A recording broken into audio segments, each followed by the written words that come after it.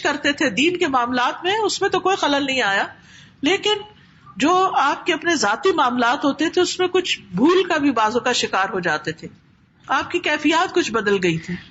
تو آپ صلی اللہ علیہ وسلم نے کیا کیا؟ حضرت عائشہ کہتی ہیں بنو زریق کے ایک یہودی لبید بن عاصم نے رسول اللہ صلی اللہ علیہ وسلم پر جادو کر دیا، جس کی وجہ سے رسول اللہ صلی اللہ علیہ وسلم کو کسی چیز کے بارے میں خیال ہوتا کہ آپ نے وہ کام کر لیا ہے، حالانکہ وہ کیا نہ ہوتا تھا. حتیٰ کہ ایک دن یا رات آپ میرے پاس تھے اور آپ نے بار بار دعا کی، پھر فرمایا اے عائشہ کیا تمہیں معلوم ہے کہ جو کچھ میں نے اللہ سے پوچھا تھا اللہ نے مجھے اس کا جواب دے دیا ہے.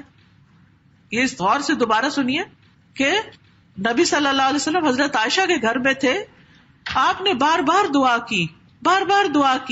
پھر حضرت عائشہ سے کہا تمہیں معلوم ہے جو کچھ میں نے اللہ سے پوچھا تھا اللہ نے مجھے اس کا جواب دے دیا. میرے پاس 2 آدمی آئے، ان میں سے ایک میرے سر کے پاس، دوسرا میرے پاؤں کے پاس بیٹھ گیا. ایک نے اپنے دوسرے ساتھی سے پوچھا اس صاحب کو کیا بیماری ہے؟ دوسرے نے کہا اس پر جادو کیا گیا ہے. اس نے کہا کس نے جادو کیا ہے؟ دوسرے نے کہا لبید بن عاصم نے کیا ہے. پوچھا کس چیز میں ہے؟ بتایا کنگھی اور جھڑنے والے بالوں میں. پھر انہیں نر کھجور کے خوشے میں رکھا ہے. پوچھا یہ جادو کہاں ہے؟ کہا زروان کے کنویں میں. چنانچہ آپ صلی اللہ علیہ وسلم اپنے ساتھیوں کو لے کے وہاں پر گئے اور اس کنویں سے اس چیز کو نکلوایا اور پھر اس کو ختم کر دیا. تو اس سے آپ اندازہ لگا سکتے ہیں کہ کس طرح اللہ سبحانہ وتعالیٰ نے ان کی دعا سنی اور کس طرح یعنی اس کا حل بھی دکھا دیا اور اس کی صورت سامنے آ گئی، اور پھر اللہ سبحانہ وتعالیٰ کی مدد کس طرح پہنچی.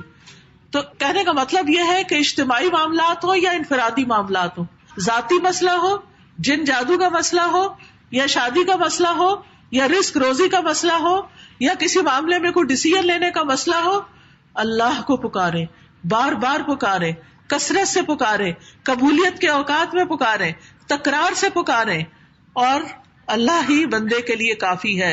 وَمَن يَتَوَكَّلْ عَلَى اللَّهِ فَهُوَ حَسْبُهُ إِنَّ اللَّهَ بَالِغُ أَمْرِهِ لَقَدْ جَعَلَ اللَّهُ لِكُلِّ شَيْءٍ قَدْرًا.